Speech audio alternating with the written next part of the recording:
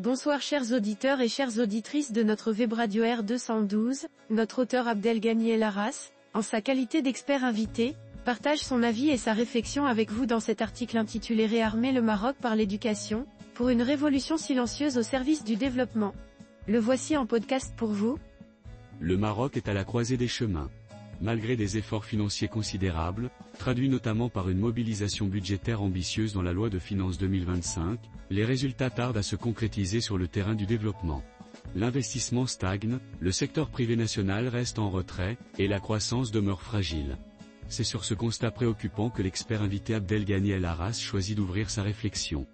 Dans ce contexte, le témoignage d'Idriss Benima, ancien dirigeant du groupe OC et ex-directeur général de la RAM, résonne comme un électrochoc salutaire.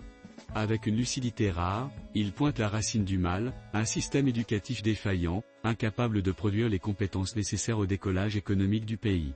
Selon lui, ce ne sont pas les capitaux qui manquent, mais la confiance dans le facteur humain, la capacité à identifier, former et accompagner des porteurs de projets fiables, structurés et crédibles. Partant de cette alerte lucide, Abdelghany El Arras appelle à une rupture courageuse avec les méthodes classiques. Face à ce constat, une rupture est nécessaire. Il ne s'agit plus d'aménager les marges, mais de refonder le socle. Ce document propose une série de réformes structurantes pour engager une véritable révolution éducative silencieuse, au service du développement national.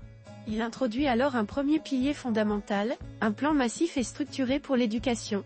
Un plan Marshall pour l'éducation. Le Maroc doit lancer un plan national d'urgence pour l'éducation, avec une vision à 15 ans, des objectifs chiffrés, taux de maîtrise des fondamentaux à 10 ans, taux d'insertion des jeunes diplômés, etc.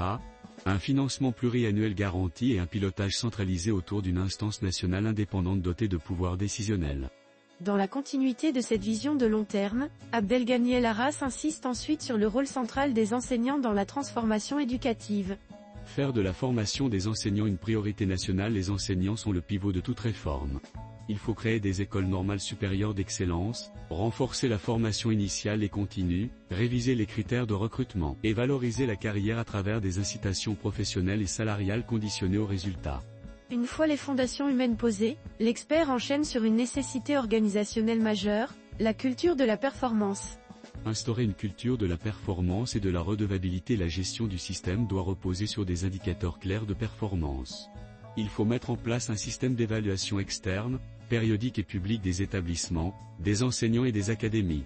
Le financement doit être lié aux résultats obtenus. Mais cette refondation ne saurait être complète sans une mise en cohérence avec les réalités économiques du pays. Rapprocher l'école de l'économie. Il est urgent d'aligner les programmes de formation avec les besoins du marché du travail. Cela passe par la création de comités mixtes de gouvernance incluant l'entreprise, l'université et les régions. L'alternance, l'apprentissage, et les partenariats publics-privés doivent être renforcés. Pour appuyer ces propositions, Abdelghany El Arras n'hésite pas à regarder vers l'international et à s'inspirer des exemples réussis. S'inspirer des modèles réussis. La Corée du Sud, Singapour ou le Vietnam ont mis en place des politiques cohérentes fondées sur la qualité de l'éducation. Le Maroc peut s'en inspirer en adaptant les leviers clés, autonomie des établissements, excellence des enseignants, numérisation des contenus, et priorité donnée aux sciences, technologies et compétences critiques. Dans la même dynamique d'ouverture, il évoque un autre atout encore trop peu exploité, la diaspora marocaine. Mobiliser la diaspora comme levier de transformation. La diaspora marocaine qualifiée représente un gisement de compétences. Il faut mettre en place un programme national de mobilisation de cette diaspora pour le transfert de savoir, le mentorat des étudiants, la création de chaires universitaires et la contribution à la gouvernance éducative. Abdelghany El Arras conclut son plaidoyer en revenant à l'essentiel, la volonté politique et la vision stratégique. Le Maroc ne manque ni de ressources ni de talent. Ce qui lui manque, c'est une volonté ferme de placer l'éducation au cœur de sa stratégie de développement. Réformer l'école, ce n'est pas seulement améliorer les résultats scolaires, c'est reconstruire la confiance dans l'avenir, libérer l'investissement, et restaurer la dignité nationale. Le temps n'est plus au diagnostic, le moment est venu d'agir. Chers auditeurs de la web radio R212, merci d'avoir été à l'écoute de ce podcast, et de partager avec nous ce moment d'échange et de découverte. Votre présence et votre fidélité sont notre plus belle récompense. On se dit à très bientôt, si vous le voulez bien. Avec toute notre gratitude, l'équipe de R212.